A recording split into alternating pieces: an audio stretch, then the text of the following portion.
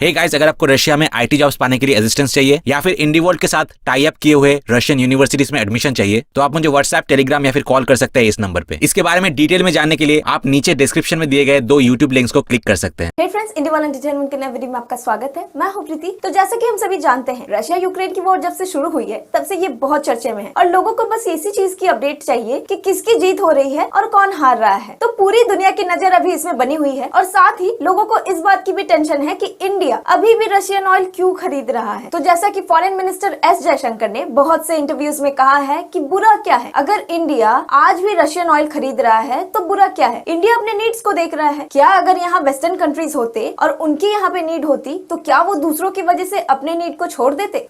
तो वो तो हमने देख ही लिया कि ये कितना मदद करेंगे दूसरों का। जैसे कि पेंडेमिक में यूएसए ने साफ साफ बोल दिया कि वो पहले वैक्सीन और मेडिसिन दूसरे नीडी लोगों को देने से पहले अपने कंट्री के लोगों को देंगे और अपने कंट्री के लोगों को वैक्सीनेट करेंगे, उसके बाद दूसरों को देखेंगे। बचा तो देंगे वरना राम राम। तो इनके ये स्पीच का सिंपल भाषा में मतलब निकलता है अपना अपना देख लो, हमने सबका ठेका नहीं ले रखा। तब जो है इंडिया ने उन नीडी लोगों की मदद की। तब तो इन्हें नहीं दिखा कि इंडिया दूसरों की मदद कर रहा है। तब इन्होंने कहा भी नहीं कि हाँ इंडिया दूसरों की मदद कर रहा है। लेकिन यहाँ इन्हें ये दिख रहा है कि इंडिया रशियन ऑयल खरीद कर उस वॉर को बढ़ावा दे रहा है। तुम्हें इतनी दिक्कत है तो तुम ऑयल को उसी प्राइस में बेचो हमें। जब तुमने दूसरों की मदद करने से साफ साफ इनकार कर दिया और कहा कि आप पहले अपने लोगों को देखेंगे, तब दुनिया की प्रॉब्लम आपकी प्रॉब्लम नहीं थी। लेकिन हम तो दुनिया के पापा है ना, हम सबसे पहले दूसरों का प्रॉब्लम देखें और खुद की फिक्र ना करें। यही पॉलिसी तो सालों से यूज करते आ रहे हैं, तभी तो आज इतना पीछे हैं हम। लेकिन अब नहीं, अब ये नया भारत है। अब इससे उम्मीद मत करना कि एक थप्पड़ खाएगा तो दूसरा गाल आगे कर लेगा। तो चाहे दुनिया कुछ भी कहे, लेकिन अगर उससे हमारा भला हो रहा है तो ऑब्वियसली हम वो करेंगे। और वो कहते हैं ना, आटे के साथ घुन भी पिसता है। तो अगर हम दूसरों के झगड़े में बीच में पड़ने जाएंगे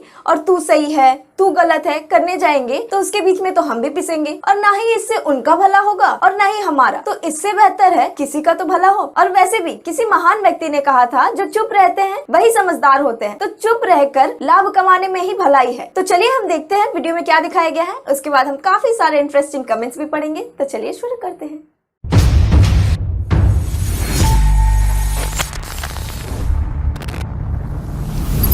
Indian foreign minister Subrahmanyam Jaishankar Moscow में हैं और अपने काउंटर पार्ट सर्गे लैवरोव के साथ मिनिस्टर के साथ मीटिंग कर रहे हैं। दोनों कंट्री के बीच एक कॉम्प्लिकेटेड रिलेशन है। दिल्ली ने ये इंडिकेट किया है कि वो यूक्रेन में वॉर को खत्म करने के लिए मॉस्को पर दबाव बनाने की कोशिश करेगा। उनका कहना है कि ये दुनिया के लिए अच्छा नहीं है। लेकिन रशिया के अटैक और यूरोप के रशियन ऑयल से दूर होने के बाद से भारत स्लैक उठाने वाला रहा है और रशिया अब कंट्री का सबसे बड़ा ऑयल सप्लायर है।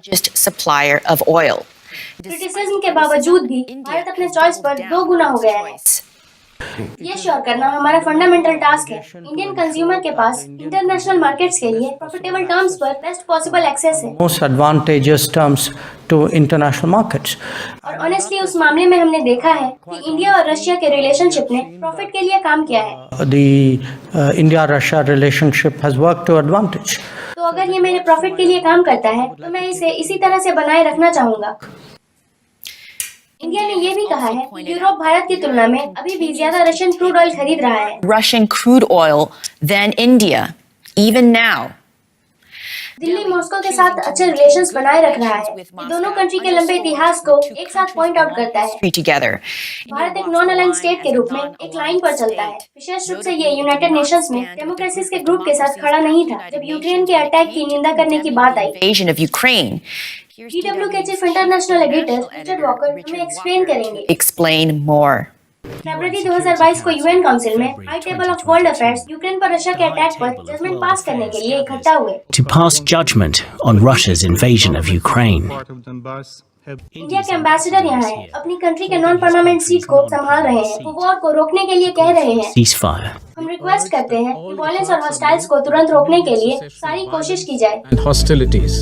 वेस्टर्न पावर ने वॉर की निंदा करने के लिए वोट किया। रशिया ने अपना वीटो कास्ट किया और इंडिया पीछे हट गया। States. भारत यहाँ क्या कर रहा था? Here. वो रशिया के अटैक की निंदा करने से इनकार करने में चाइना की पसंद में शामिल हो रहा था। ये प्रिंसिपल का मामला नहीं था। Principle. ये सब कॉन्फ्लिक्ट के बारे में था और वो एक वैल्यूड फ्रेंड को नाराज नहीं करना चाहते थे। Friend.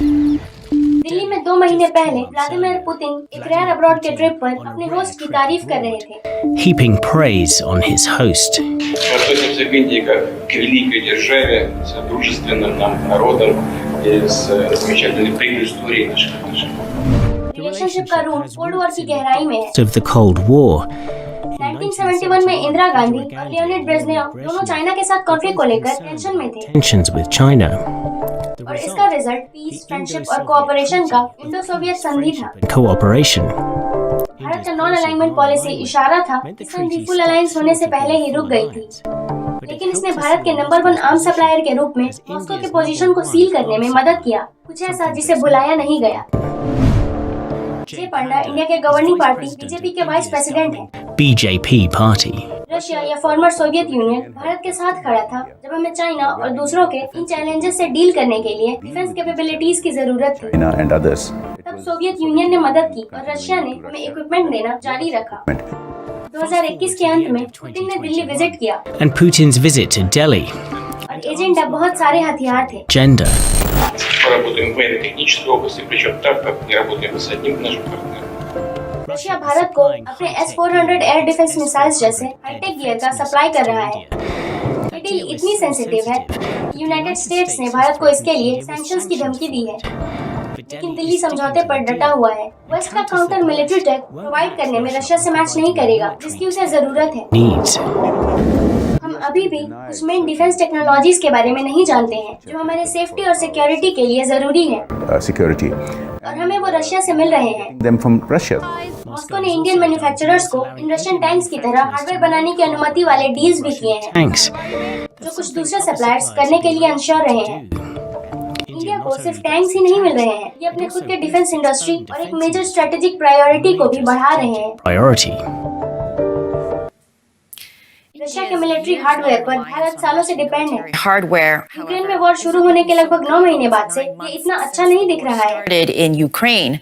रशियन वेपन्स ने वॉर के मैदान पर अच्छा परफॉर्म नहीं किया है, और इसके अलावा वो भारत के रीजनल राइवल चाइना के साथ रशिया के क्लोज रिलेशंस को प्राइम मिनिस्टर नरेंद्र मोदी जी के हाल ही के कमेंट्स को पुतिन के सामने एक पर्सनल समिट में उन्हें समझा सकते हैं। In-person summit to his face. Modi ji ने कहा कि मैं जानता हूँ कि आज का युग वॉर का युग नहीं है, Era of war. और मैंने इस बारे में आपसे फोन पर भी बात की है, और मैंने सजेस्ट किया कि दोनों लीडर्स के पास प्राइवेटली स्ट्रांग वर्ड्स थे। Private. इन सब के बारे में बात करने के लिए हमारे साथ लंदन के international relations with King's College के प्रोफेसर हर्ष पंत हैं। प्रोग्राम ज्वाइन करने के लिए थैंक यू प्रोफेसर। Professor, क्या आप हमें ये एक्सप्लेन कर सकते हैं कि यहाँ क्या हो रहा है? क्योंकि हमने देखा है कि भारत ने यूएन में भाग नहीं लिया है, लेकिन हमने पुतिन को मोदी जी के दिए गए स्ट्रांग कमेंट्स को भी देखा है। to Putin, ये चलने के लिए एक अच्छी लाइन है। walk. इस एक्चुअली में मुझे लगता है कि भारत अपने कई पार्टनरशिप, कई कमिटमेंट्स और कई तरह के इंटरेस्ट के बीच एक बहुत ही सॉफ्ट बैलेंस बना रहा है, various kinds of interests that are जो डिफेंस से लेकर एनर्जी तक और जियोपॉलिटिक्स तक उसकी फॉरेन पॉलिसी के लिए जरूरी होता जा रहा है। और मुझे लगता है कि भारत में इस बात को लेकर बेचैनी बढ़ रही है कि यूक्रेन में कॉन्फ्लिक्ट ने वॉर को बढ़ा दिया है। has dragged on. अभी तक कोई सोल्यूशन नहीं मिला है, और आप जानते हैं कि इसका इकोनॉमिक टर्म में ग्लोबली प्रभाव पड़ रहा है, In economic terms, और ये निश्चित रूप से भारत के डोमेस्टिक पॉलिटिकल इकोनॉमी पर भी प्रभाव डाल रहा है। और इसीलिए मुझे लगता है कि भारत अब इसे खत्म करने की आवश्यकता के बारे में बात कर रहा है। और जैसा कि आपने मेंशन किया कि वो डायरेक्टली मिस्टर पुतिन से बात कर रहे हैं, लेकिन दूसरी तरफ वो एनर्जी सिक्योरिटी के साथ साथ डिफेंस रिक्वायरमेंट्स का ज्यादा लाभ उठाने की कोशिश कर रहे हैं, जिसके लिए वो रशिया पर डिपेंड करते हैं। तो ये वास्तव में एक सॉफ्ट बैलेंस है। balance. निश्चित रूप से ये एक जियोपॉलिटिकल चैलेंज है। मैं सरप्राइज हूँ। अगर आप बात कर सकते हैं कि चाइना इन सब में फिट कैसे होता है। मेरा मतलब है कि हाल ही के वर्षों में भारत और चाइना के बीच बॉर्डर इशू हुए हैं, जहाँ दोनों ही साइड के सोल्जर्स मारे गए थे, लेकिन अब हम रशिया और चाइना को एक होते हुए देख रहे हैं। ये दिल्ली को कहाँ रखता है? Does that put Delhi? ये बहुत ही ज्यादा मुश्किल पोजीशन है, और मुझे लगता है कि यही रीजन है कि इस समय जियोपॉलिटिक्स के स्टेट के बारे में भारत बहुत ज्यादा कंसर्न है। India about the state of geopolitics at the moment. क्योंकि आप जानते हैं, जैसा कि आपने मेंशन किया है, कि भारत और चाइना इस पॉइंट पर काफी मुश्किल सिचुएशन में है। At this point, यहाँ तक कि हमने बात किया कि बॉर्डर पर सोल्जर्स लगभग एक दूसरे के आंख में आंख मिलाकर बात कर रहे हैं। 2020 में कुछ डिसएंगेजमेंट हुए थे, जब तनाव बढ़ गए, वायलेंस हुआ था, जब सोल्जर्स मारे गए थे, when soldiers died. But लेकिन de-escalation का वास्तव में कुछ भी रिजल्ट नहीं मिला in anything substantive, the और इस समय रिलेशन बहुत ही नाजुक स्थिति में है। poised at the moment. और फैक्ट ये है कि रशिया जो ट्रेडिशनली पिछले कई दशकों से इंडिया का पार्टनर रहा है, Partner over the last several decades, खासकर कोल्ड वॉर के दौरान, और अब ऐसा लगता है कि वो चाइना का क्लोज पार्टनर बन रहा है। ally of China. एक ऐसे समय में जब इंडिया डिफेंस सप्लाई के लिए रशिया पर डिपेंड करता है, मुझे लगता है कि ये बहुत ही असाधारण सिचुएशन है और इस समय इंडिया शायद बहुत ही यूनिक कंट्रीज में से एक है जिसे बॉर्डर पर चाइना को मैनेज करने के लिए रशिया की जरूरत है। साथ ही साथ यूएस और वेस्ट को भी लंबे समय में ग्लोबल लेवल पर चाइना को ज्यादा स्ट्रेटेजिकली मैनेज करने के लिए भी। China more strategically at the global level over the long term. इसीलिए मुझे लगता है डिप्लोमेटिकली ये एक बहुत ही डिफिकल्ट सिचुएशन है। फॉरेन मिनिस्ट्री इस वक्त काफी बिजी होंगी। अब भारत भी क्वाड का एक हिस्सा है जिसमें यूएस, ऑस्ट्रेलिया और जापान भी शामिल है। Australia and Japan. So तो ये रशिया और चाइना के साथ अपने रिलेशंस के साथ डेमोक्रेसीज के उस ग्रुप को मैनेज कैसे करता है? with Russia and China, क्या ये सब करना पॉसिबल है? all of that. मुझे लगता है कि इस समय वो कम से कम ऐसा करने की कोशिश कर रहे हैं और मुझे लगता है कि इंडिया के लिए चैलेंजेस बने हुए हैं। India remains ये दो तरफ से प्रेशर को फेस कर रहा है। यूरेशिया से कॉन्टिनेंटल प्रेशर आ रहा है और दूसरी तरफ चाइना हिमालय बॉर्डर पर दबाव डाल रहा है। along the border, along the Himalayan border. और निश्चित रूप से आपके पास बड़ा मरीन टाइम स्पेस है जिसे हम अब इंडो पैसिफिक कहते हैं, जहां हम बहुत सारे जियोपॉलिटिकल कॉम्पिटिशंस देख रहे हैं और इंडिया वाइडर इंडो पैसिफिक में सेम थॉट्स वाले कंट्रीज के साथ समझौता करने की कोशिश कर रहा है ताकि उस बड़ी बढ़ती हुई दुनिया में पावर का एक स्टेबल बैलेंस बनाया जा सके। Emerging geography. और उस मामले में क्वाड मेंबर्स के साथ इसका संबंध महत्वपूर्ण हो जाता है क्योंकि ये सिर्फ यूएस नहीं बल्कि इसके यूएस के साथ साथ जापान और ऑस्ट्रेलिया के साथ भी क्लोज रिलेशनशिप है। Japan and Australia. तो भारत के साथ कोड बनाते हैं और भारत ये श्योर करने के लिए इन कंट्रीज के साथ पार्टनरशिप कर रहा है कि मरीन टाइम स्पेस में किसी तरह की स्टेबिलिटी है। हर्ष पंत, हमें ज्वाइन करने के लिए thank you.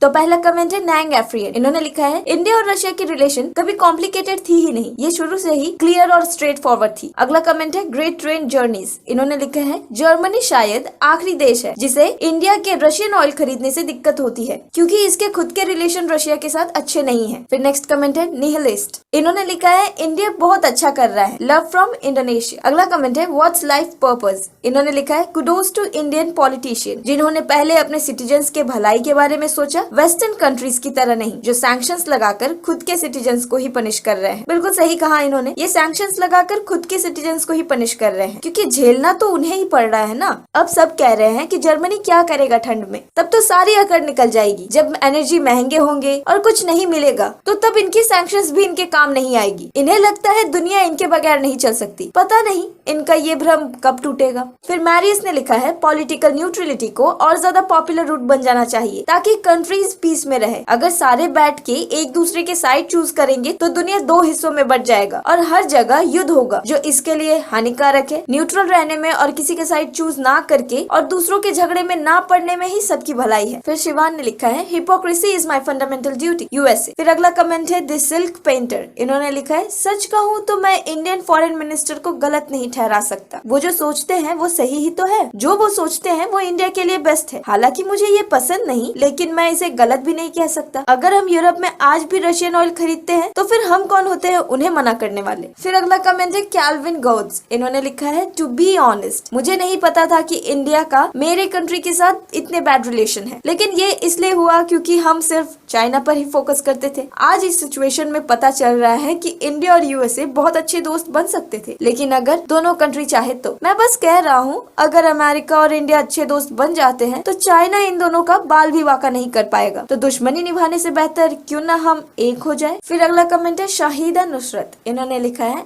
As a Pakistani मैं इंडिया का कश्मीर इशू में इंडियन आर्मी का पूरा सपोर्ट करता हूँ और इंडिया के लिए लव एंड रेस्पेक्ट।